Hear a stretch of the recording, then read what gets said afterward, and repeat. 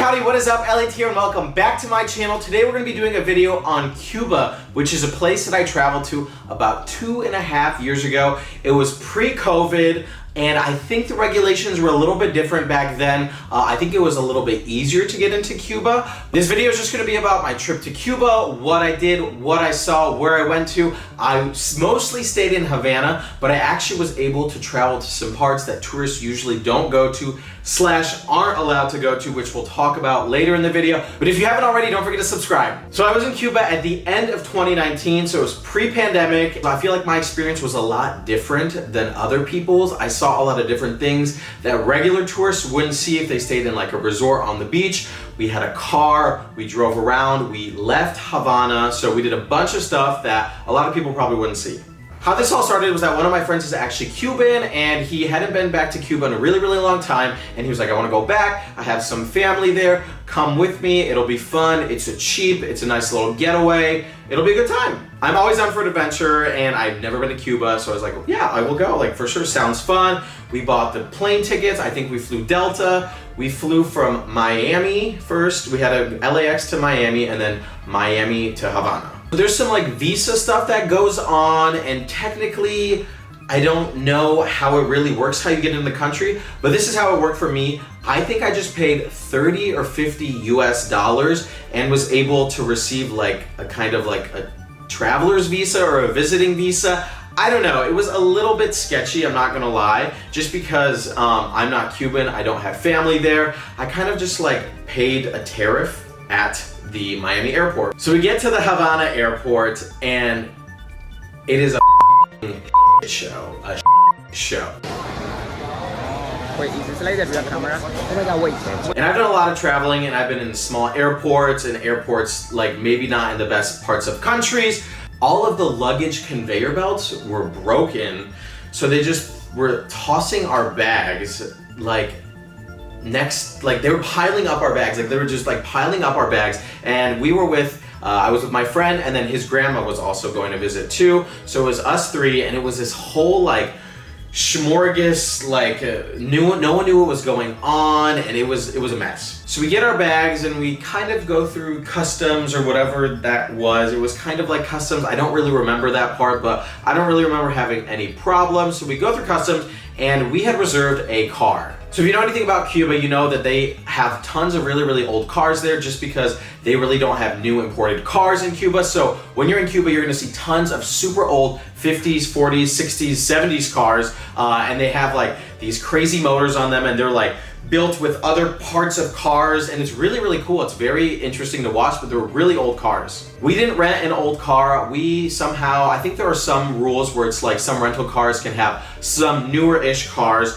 So the car that we got, I don't remember exactly what it was, but it was like a 2002, like maybe like a Kia or something really small, just a pretty generic car. And so we rented this car, and if you know anything about rental cars, renting a car is actually not super expensive. In some cities, you can rent a car for like 20, 30 bucks a day. This rental car, which was 18 years old, but like it was about 17 or 18 years old, was like crazy amount. I wanna say it was maybe anywhere from $90 to $100 a day, which is super expensive, especially for that old of a car. But you know, this is normal, you know, people don't really rent cars too much in Cuba. You know, people are taking taxis if you're a tourist, so I understand. So we get this rental car, it is not in great condition.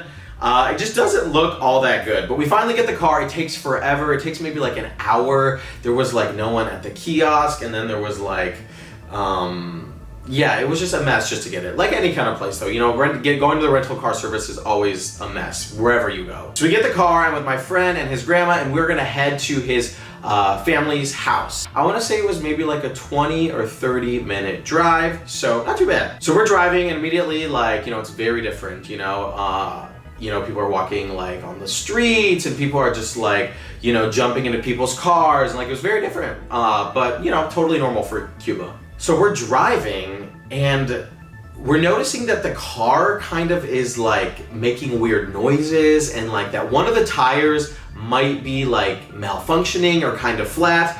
So we finally get to my friend's, his family's house, and we look down at the tire and it's like flat. Like it is broken, it is like on its last breath. And we spent a lot of money on this rental car, and we were gonna have it for about like a week and a half, and it was already broken. So we get to the family friend's house, and then his uncle, I believe, was like, no, this is unacceptable, we're gonna go back. So we go back to the rental car place, another 20 or 30 minute drive, and they kind of just put air in the tire, and they're like, it's gonna be fine. So we hang out with the family, everyone's super kind. Cubans were so kind. They're so giving, you know, they were like throwing food at me and drinks, had an amazing time with the family. So after that, it was time for me and my friend to go check into our hotel in Havana. So we were kind of on the outside of Havana, like maybe like a little town, not too far though, maybe like 20 minutes from our hotel, which was right in downtown Havana. So we get to our hotel, and this hotel is one of the fanciest hotels in Havana. It's not Hotel Nacional, but I will put the name right here. It is like the second fanciest hotel. And this place was like $180 a night, which, you know, if you're, you know, in LA or getting a hotel, that's about right. But for like Cuba, that is so expensive. So we get to our hotel, seems pretty nice. The lobby's like pretty decent. For like the second nicest hotel, maybe like I was expecting a little bit more, but that's fine. I'm in a different culture, I'm here to experience stuff. I really don't care that much. As long as I'm having a good time and I'm seeing different things and I'm trying new things, I could care less. So they kind of give us like a rundown of like everything, how the hotel works. There's like a breakfast, lunch, and then internet. So in Cuba, the internet is owned by the government. So the government, you have to pay the government to use internet. This goes for like your phone, your computer, whatever it is. You have to connect to the government's Wi-Fi. If that makes sense. And obviously there's all these different types of rules. You know, you can't watch anything inappropriate. There's certain things that you can't do. I think you probably know what I'm talking about, but there's like, you can't do certain things on their internet. Like some pages are blocked or they're harder to get to. But here's the thing. The government owns the Wi-Fi, but the Wi-Fi is super expensive. And for me, it wasn't really expensive, but for the Cuban people, it's super expensive. So you buy these internet cards, and I believe on each internet card, there's 2 hours, I think. There's 1 or 2 hours, and each internet card, I wanna say was maybe like $5 or $10. And if you've ever stayed like at a hotel, you know, sometimes they do charge you like $30 a day for internet. So for me, it wasn't much. I was like, oh, it's 2 hours, you know, we're gonna be out and about. I'm not really gonna be using the internet that much. Like I'm here to experience stuff and hang out. So like, I'm not really gonna use it that much. But for Cuban people, $5 or $10 is like how much is a lot of money. I don't wanna say how much they make in a month because I really don't know those exact facts and I don't wanna put anything wrong out there. But $5 to $10 in, you know, Cuba was a lot of money. So not a lot of people who are in Cuba really have that easy of access to internet like that. It's really weird. It's like you get these cards and it's like you scratch it off, like almost like a scratch off card, and you connect to the Wi-Fi. There's only certain spots that have the Wi-Fi though. It's not like the Wi-Fi is in every part of the city. It's in parks, it's in hotels, and like really big areas. So it's not like you can just be on the street and connect to it. It's really mostly parks. So when you go to parks, there's some people on their phones. Same thing with like around hotels. That's when you have internet. It's not everywhere. So really just in like central areas, I guess. So we get up to our room, this $180 room. We're like on the 15th floor of this hotel. The view is amazing. It's so pretty. We can see everything. But this room, oof.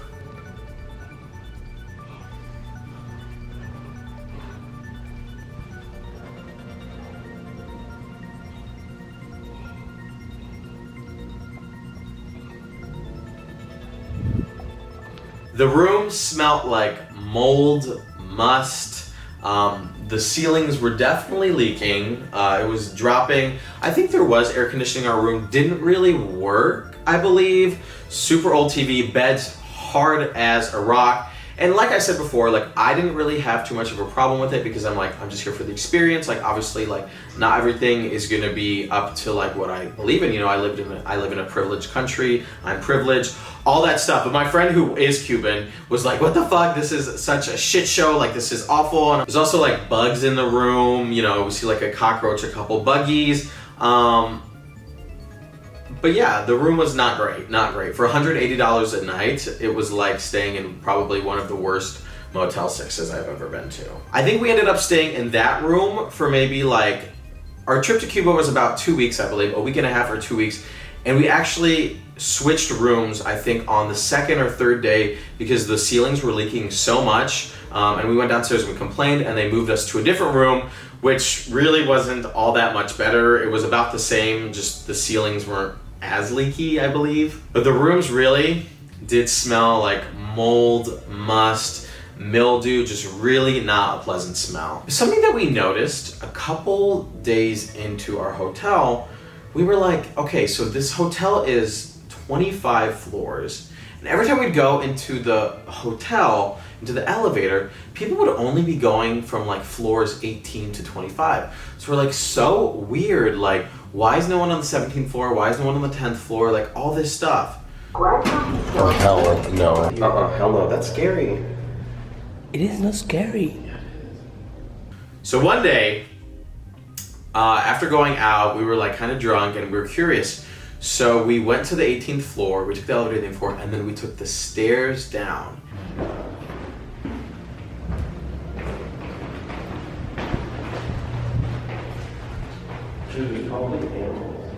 And this is the second nicest hotel in Cuba or in Havana, and everything was gutted, broken.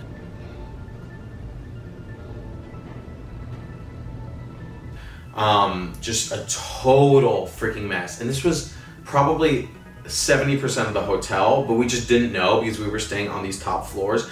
But everything below that, just like gutted rooms, animals, it was insane. Like, I don't know if people were living, I don't think people were living down there because it was a hotel, but it was just totally destroyed. And that's just honestly because I don't think Cuba has like the means to fix stuff. But anywho, we get checked in the hotel, we drop our stuff off, and then we kind of start exploring, have some amazing food. The food is so good there just because everything is so fresh. Everything is from the island. The plantains were probably like picked, you know, that week. It's so fresh. Everything didn't really taste processed. It was delicious. The food was delicious. We went to like a nice restaurant, you know, it would probably cost me like $10 for everything, and that was like a really fancy meal. We got some nice fish, some nice desserts, some alcohol, everything. Super good. So similar to Mexico, you can't drink tap water in Cuba. You have to have like bottled water. So that first night, like we went out to go get food. It was great. It was hot. We drank a little bit, had like a really good time. And I felt pretty safe in the area of Cuba that we were at. There was even like a gay bar not too far. You know, I did feel a little unsafe at certain times. I think some people say, like, always say that, like, it's, like, super duper safe, but, you know, it did feel a little bit, you know, as some would say, like, sketchy at times, but that's normal, you know, that happens when you travel. So I'm kind of used to that, but just, like, for me, like, yeah, it was, yeah. Anywho, it's so hot, though. It is so freaking humid. It's, like, 95 degrees. It's so toasty. So after dinner, we were like, okay, like we need like to get some stuff for like our room, like let's go get some water, you know, snacks, like all that kind of stuff. Go downstairs, there's like a little shop like not far from our hotel, and out of water. They have alcohol, they had like probably Coke, but no water. We're like, okay, that's weird, like maybe they just are out or whatever, it's fine. Then we try about 2 or 3 other like shops kind of not too far from us. None of them had water. In each of these shops, I kid you not, we went into like a grocery store for one of them. I think we had to wait in line for like 20 minutes just to get into the store. It really wasn't that busy. Something that I noticed about Cuba was that there's a lot of lines. There's just a lot of lines. And I really don't know why. I don't know if they do it on purpose just to like have people like kind of like waiting around and like have their days go by faster or past time, but there's always unnecessary lines. Like we went to the grocery store and there was like 3 people in the grocery store, but they only wanted a couple people in at a time, which was really interesting to me. So we wait in line like 20 or 30 minutes to get into this like little grocery store. And when I kid you not, I'm gonna be putting photos when I can. I have tons of photos, but when I kid you not, we go into this grocery store that a lot of people are waiting in line for. It is empty. Like imagine picture like a bigger gas station, not the small ones, but a bigger gas station that just has nothing. I think there was maybe 1 or 2 aisles I think one aisle had a couple bottles of like vegetable oil, and then there was like a freezer section that maybe had like a little bit of frozen meat, and then maybe one or two other things. But there was, I kid you not, in one of these grocery stores, there was 5 products. Like there was 5 products in this huge store. And like I said before, like I wasn't mad or anything. I was just like, I was like, I just need to like get some water or drinks. You know, it's all part of, for me, it was like all part of the experience of going there. So, you know, all countries are different. So yeah, there was nothing that I could do. I was like, I'm just here for the ride. I was like, we do have to get something to drink though, or water or Coke or something, because like, I'm not trying to like take a trip to the hospital kind of thing. Anywho, so that night we didn't find water. I think like we probably grabbed like a couple like bottles of Coke, and we just tried getting water at the gas station because it was like a gas station pharmacy, or not a pharmacy, a gas station market kind of thing. None. Literally none, not even like a little bottle of water. So guess we're not drinking water. I guess we're gonna go hit a restaurant. At the restaurants we definitely can find bottles of water and beer, so we're gonna go do that, and we shall see. Yeah, so no water that day. So day 1, no water, which was like weird, you know. The next day, I think in the morning, we went to like a restaurant where we had to like buy like little plastic bottles, and that was kind of like our way to get water, I guess. So the next day, we're like on to like day 2 at this point, and our car tire pops again. So this time we were lucky enough though that I think that car service, they had like a thing in our hotel. So we were just gonna be able to stay at the hotel and like talk to a guy and hopefully get it fixed. So we're at the hotel and there's no one in line in front of us, but the guy who's working it is kind of just like on the phone. I think he's just, honestly, he's chit-chatting with his friend, because my friend was Cuban and he was listening to him. He's like, he's just talking to his like friend on the phone. So this guy was just talking to his friend on the phone. We kind of tried to interrupt, try to getting in. He wouldn't do anything. We finally, like 30 or 45 minutes later, kid you not, he's like, oh, there's nothing I can do, but you can go to this shop like 10 minutes away and they will be able to like help you out. It's like, okay, so we have to go there, like you can't just swap out the car, no. So we go to this place, and you know, we've already spent like hours on this. So something I'm noticing already is that just like everything is just taking so long to do here. Like something that would take 5 minutes in the US is taking hours there. So we get to the shop, you know, we wait 30 minutes just to like get seen. They fix the car, they swap the car out, or they don't swap the car, they swap the tire out, and we're good. They didn't charge us for anything. We really thought that they were probably gonna charge us for something, you know, try to like, you know, finesse something where it's like, oh, well, it's your fault the tires popped, but you know, the tire was already popped before.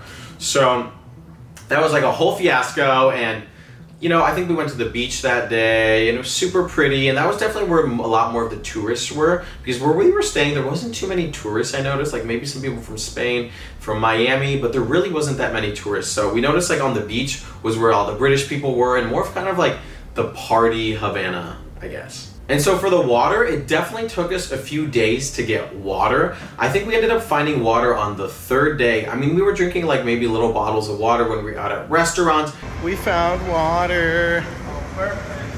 But to buy actual water took us a few days. We found a store that actually sold these big bottles, and we were like, hey, like we need a couple of those. And the guy was like, yeah, I have a lot of them, but you can only actually have like 2 or 3. So he would only sell us 2 or 3.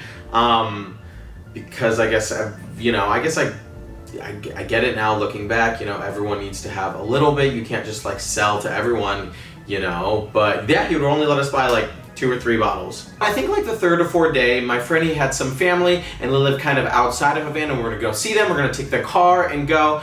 And we did that, you know, it took 20, 30 minutes. I think it was a little farther than we thought. And we were starting to run out of gas. So we went to a couple gas stations. And the thing about the gas stations in Cuba is that there's maybe 1 or 2 pumps, but like it takes a really long time because you have to go in and pay, and there's already a line to go in and pay, but then there's a line to also get the gas. This can take literally an hour just to get gas. But here's the thing, we showed up to 1 or 2 gas stations, and since we kind of had a newer car, they didn't have the gas that we needed. So we kind of just risked it, and we're like, well, we're gonna find gas when we're in that little small town, it'll be fine. So we drive to this like small town, and we're like really getting low on gas. And we go to a gas station and they have the gas that we need, but they wouldn't sell to us because we were foreigners, I guess. Even though my friend is Cuban and had a passport, but they just wouldn't sell to us. They said that it was illegal, that you could only sell, or that we could only buy gas in Havana. And because we were outside of Havana, we couldn't buy gas. we're like out of gas, and we're like, what are we gonna do? So what we did is we parked kind of a little bit farther away. We kind of like paid these kids to go and get gas for us. But here's the thing, we needed a tank and we didn't have a gas tank. So we had to go to these kids' house, get a gas tank, and the gas tank didn't have like a spout thingy to get it in. So we had to cut out a Coca-Cola bottle, like a big Coca-Cola bottle, so that we could put it in there. So we went to go and get that, another 10 minutes, and then back to go to the gas station, and then that was like another 45 minutes, and of course it was like raining, but we finally got the gas, and we paid the kids, and we took them out to dinner and everything like that. But it's a common theme was that just everything in Cuba just took so long. You have to have so much patience there because it's just so slow, and people are just kind of used to just like taking their time with everything. I don't know if they even take their time. Like, I think sometimes it's done on purpose, like either the employees, but it's just like slow on purpose so that you're just waiting, and you're just waiting and waiting and waiting and waiting, which didn't drive me crazy. It drove my friend crazy, but I was like, you know, I constantly was just reminding myself, I mean, I was never mad. I had a great time. I was just like, this is just how it is here. It's different. It's not like the US. It's not like any other country I've been to. Like, it's just different here, you know? So in Cuba, we were able to find actually a couple gay bars that weren't too far from our hotel. There was a couple, there was one night that even, there was like a hotel that was hosting like a gay event.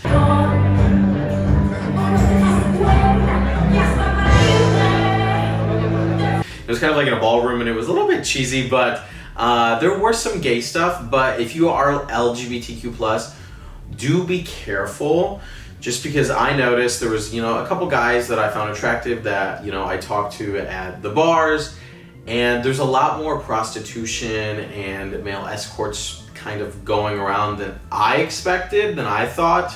I think literally every person that I talked to was kind of involved in that, so just do be careful if you are going there and are trying to meet like other gay Cubans. Like it was, you just be careful, I guess, because there was a lot more of that going on than I thought, and even my friend who was Cuban didn't expect it to be like that. But just putting that out there. I'm not shaming anyone for doing that. It was just, you know, I was trying to like meet, you know, some gay Cuban guys and stuff like that, and yeah, it happened pretty much every time. So something I noticed a lot was that there were like a lot of buildings built and stuff like that, but there was just no like way to fix the infrastructure. You know, it's not like there's a Home Depot where you can go pick up like bricks. Like there was no way to fix these like infrastructures, and even in the streets, you know, these streets are like torn up. There was something that we noticed that we thought was really interesting was that yes, you couldn't park in certain areas, but we didn't see one tow truck once. Like they just didn't have that stuff. So we were also able to go to like I mentioned, like the outskirts of Havana to go see my friend's family. And they told us some pretty crazy stories about like how there was some murders going on, and how like the government really tries to like sweep it under the carpet and pretend like it never happened. They never really look into it. So yeah, there was, I mean, I enjoyed my time in Cuba, but it's definitely not what they make it out to be like, I guess. Like we would go to grocery stores and we would wait in line for like an hour just to go into the grocery store, and they would just be totally empty. No food.